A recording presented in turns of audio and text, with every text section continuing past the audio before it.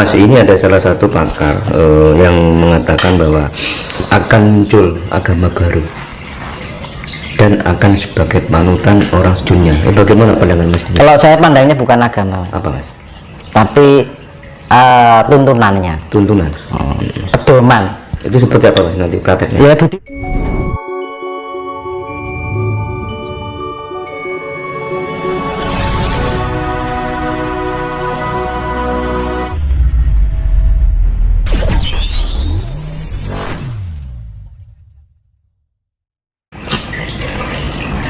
Jadi kita tidak harus menunggu timing atau momen yang keadaannya lagi kini lagi terbangun kan gitu kan.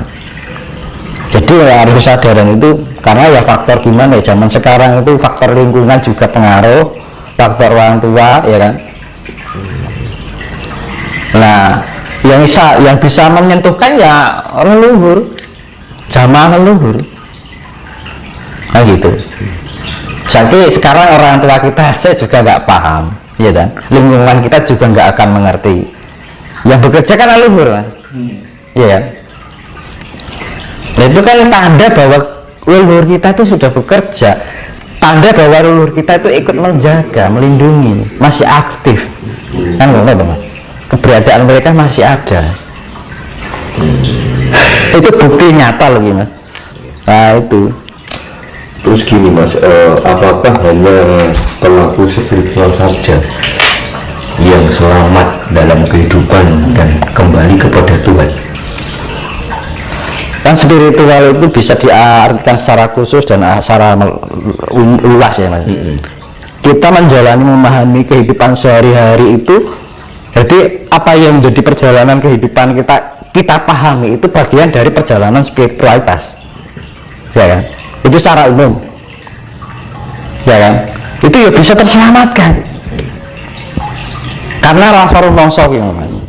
Jadi nggak ada niatan berspiritualitas, tapi perilakunya mencerminkan spiritualitas tanpa disadari. Nah akhirnya mencerminkan kehidupan dalam perilakunya sehari-hari, tercerminlah sifat-sifat kasih itu tadi Mas. Jadi yang menyelamatkan ini kasih itu sendiri, makanya secara nggak langsung perilaku dalam kehidupan sehari-harinya itu sudah bagian dari spiritualitas tanpa dia sadari, tanpa dia harus mengarahkan pada sifatnya untuk belajar spiritualitas kan ngono.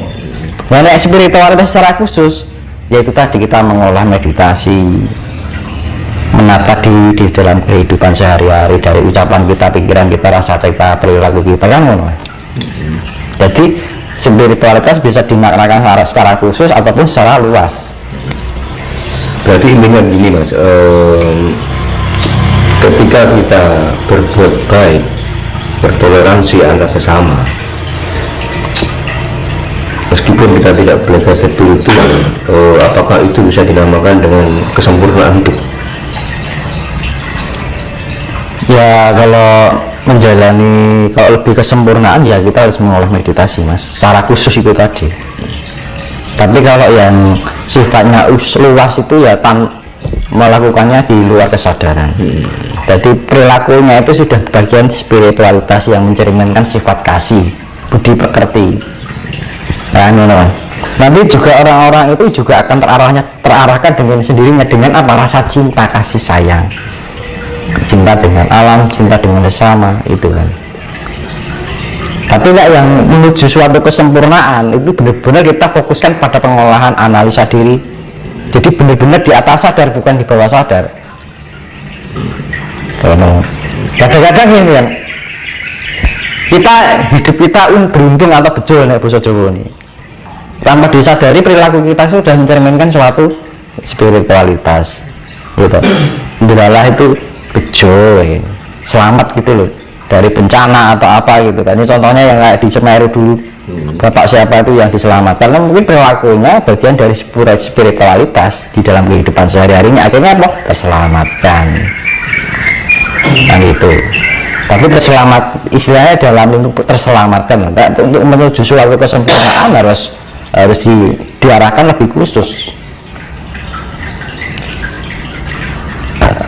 Makna spiritual yang secara khusus karena apa, penyempurnaan Karena di dalam diri kita kan orang Jawa sembah cipta, sembah rasa, sembah jiwa, sembah raga kan ngono. Nah, sembah cipta yaitu ya kita harus memelihara pikiran kita untuk menjadi pikiran yang lebih baik. Rasa kita memelihara rasa kita biar menjadi pribadi yang inner beauty. Karena smart ya, kecerdasan. Inner beauty ya kan. Sembah jiwa untuk menjadi pribadi yang bilin atau penuh kasih ya kan.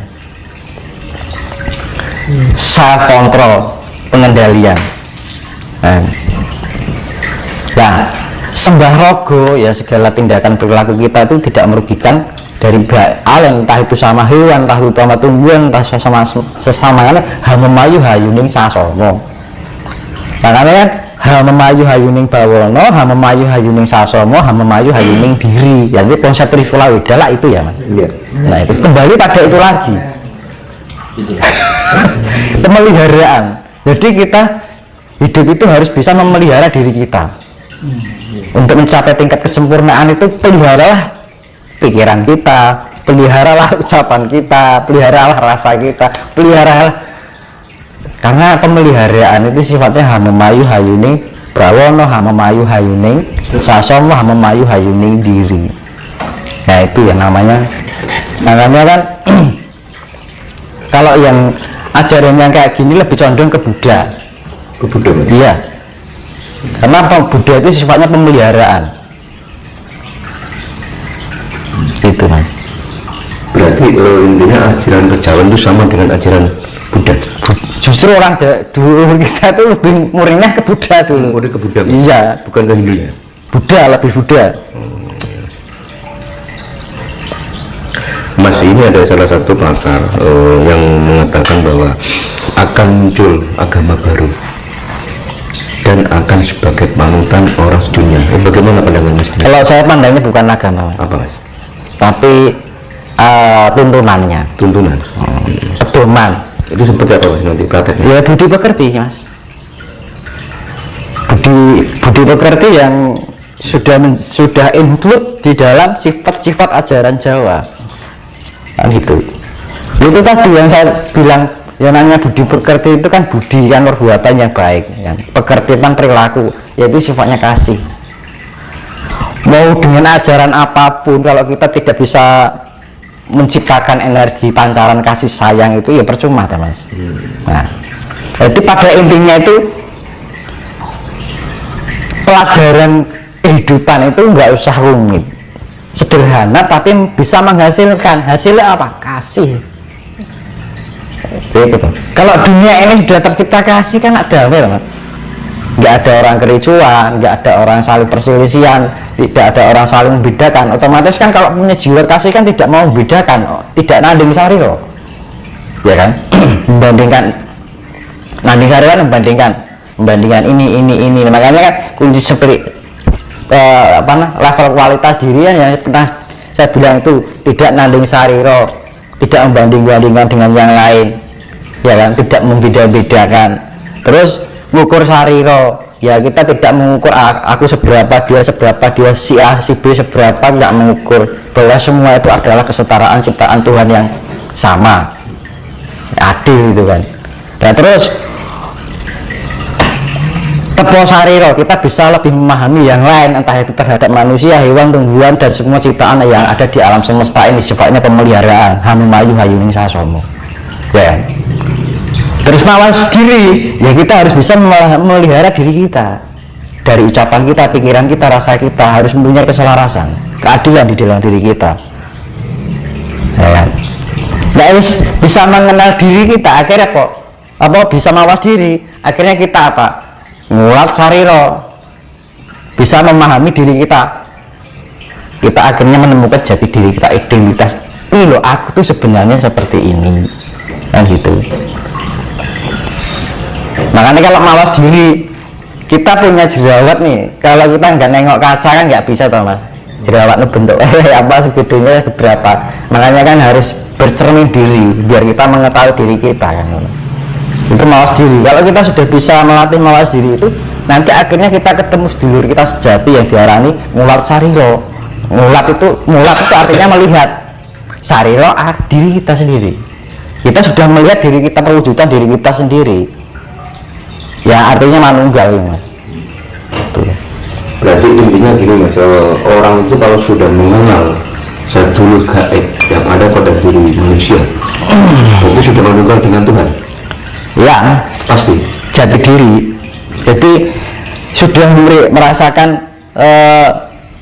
keberadaan Tuhan itu loh, di dalam diri kita. Oh ini loh, karena gini, di dalam tubuh manusia itu ada fisik dan non fisik. Nah itu wujudnya sama, tidak ada manusia, tidak hanya manusia, bumi ini juga punya non fisiknya. Jadi ibaratnya itu yang satu fisik dan satu non fisik. Bumi ini juga ada non fisiknya, wujudnya kayak bumi. Jadi semua partikel Tuhan itu ada non fisik dan ada fisiknya. Nah itu, kalau kita sudah mengenal, kalau kita sudah memahami diri kita, ini toh keberadaan Tuhan itu seperti ini kan. Jadi mengenal kriteria Tuhan itu loh. Akhirnya kita bisa diterapkan dalam kehidupan sehari-hari, perilaku kita, ucapan kita, rasa kita, itu pikiran kita kan. Ya, makanya kan untuk ketika kita ingin belajar spiritualitas, hasil akhirnya adalah kasih. Punya perilaku dengan kasih sayang, ya kan? Ucapan harus dilandasi kasih sayang, pikiran harus dilandasi kasih sayang, rasa juga dilandasi inner beauty atau kasih sayang. Itu teman. Kalau sudah gitu, misalkan di dunia ini sudah bisa menerapkan itu, ya mesti damai dong. Yaitu yang namanya yang diartikan budi pekerti itu, karena orang Jawa itu lebih makanya level kualitas diri itu ya, kalau orang bisa memiliki 5 itu ya selesai. Orang akan mengenal, pertama tidak nanding sariro, kedua tidak ngukur sariro, ketiga tepo sariro, lebih bisa memahami yang lain, entah itu hewan, tumbuhan atau manusia atau semua ciptaan alam semesta, bagian dari alam semesta. Terus mawas diri, kita lebih menganalisa yang ada di dalam diri kita, ya kan. Terus saya bisa menganalisa mulat sariro,